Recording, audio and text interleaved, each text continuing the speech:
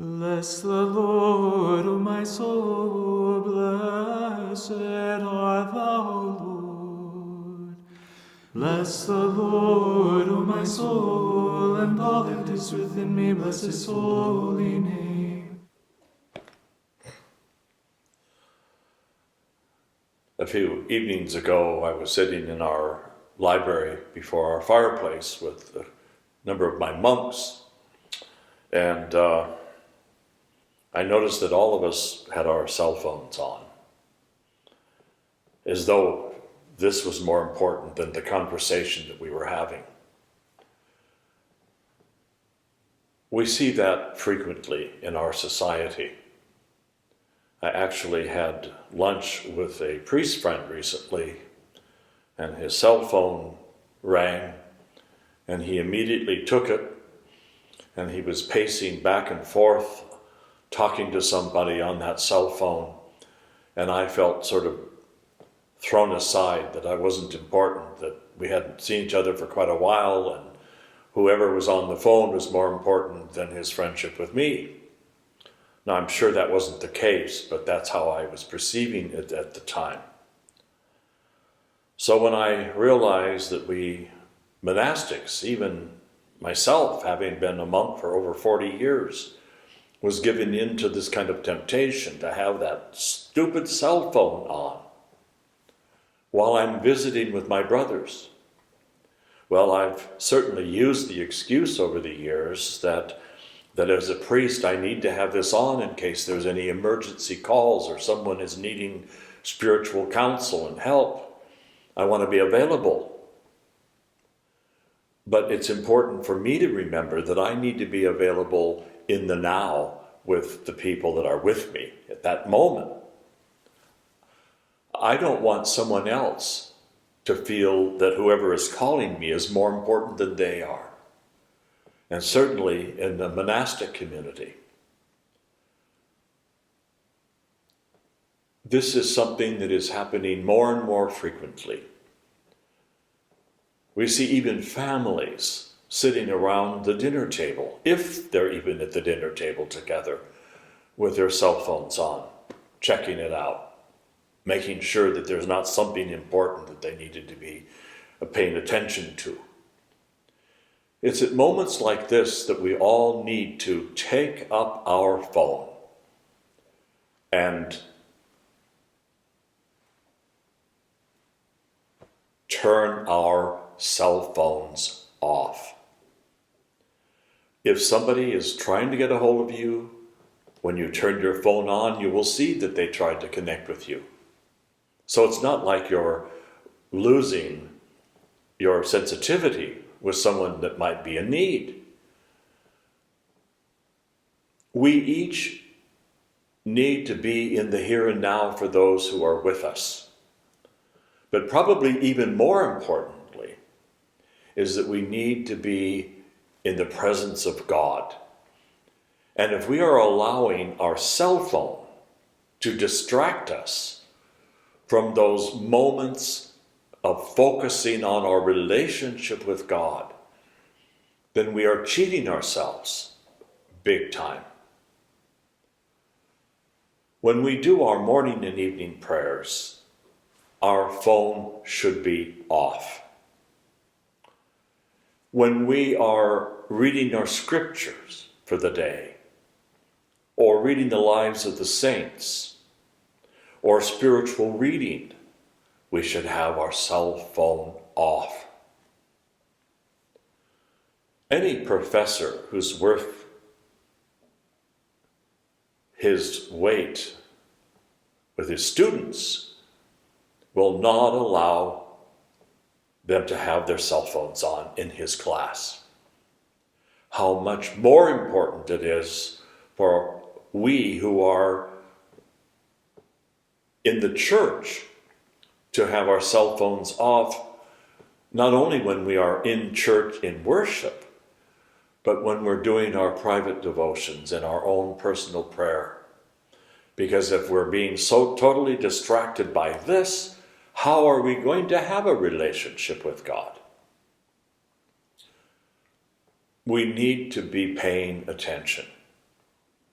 And as a monk, if I have to pay attention to the struggle that I have, I was talking to a priest friend recently about the use of the phone, and I said, my office is always open, which it is. I have this on 24 hours a day, just in case I get a call in the middle of the night and someone is in a terrible spiritual state or needs help or has had a death in the family. I want to be able to respond quickly. But more important than that moment is my relationship with God. And if this is going to be allowed to be a distraction in that relationship, it's better that I throw this out of my car window driving to church. Your children need you to have your cell phone off when they come home from school. I think one of the best things that a family can do is have a basket by the front door so that everyone that comes home, mom, dad, and the kids, the first thing they do is they turn their cell phones off and put it in the basket so that they can have an evening together as we used to have when I was a child. We didn't have cell phones. I can still remember when we had only one phone and it was a party line. And we only answered it if it was a certain number of rings. And even then, we didn't use the phone that much. And now people are so addicted to the phones that they ignore the people around them. And is it any wonder that we are living in an age of loneliness? People are alone. They're despondent. They're suffering from depression because they don't have a personal relationship with others. All you have to do is to walk into a coffee house where there are young people, and you see that happening. They may be sitting together, but they're not conversing with one another because they're all either text messaging or on their phones. And that is not being in community with one another. We wouldn't do that if we're going into church. At least I hope we wouldn't. If you feel like you have to have your cell phone on, then you know that that temptation is coming from the evil one. Banish the cell phone by turning it off so that you have beautiful, precious times during your day where the only one that is important is God. And the only relationship that must be paid attention to in that moment of time is Jesus Christ and your relationship with Him. And then carry that over into your relationship with your children and your friends and your spouses. That you are committed to them, and they know it because you're not letting someone else intrude on that space, that precious space that we have with one another. So let's make a commitment to turn this phone off throughout the day when we are with special people or with our family, or when it is our time for devotions. How terrible a thought to be doing your evening prayers from your prayer book and then setting the prayer book down to answer the phone.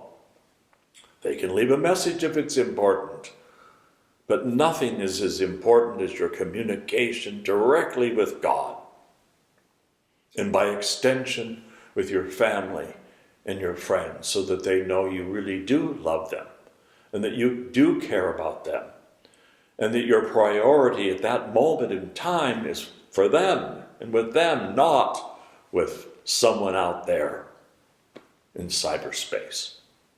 May God help us. If you have found this content to be a blessing, please like, share, and subscribe. Thank you. Both now and ever and unto the ages of ages. Amen. Only begotten Son and immortal Word of God,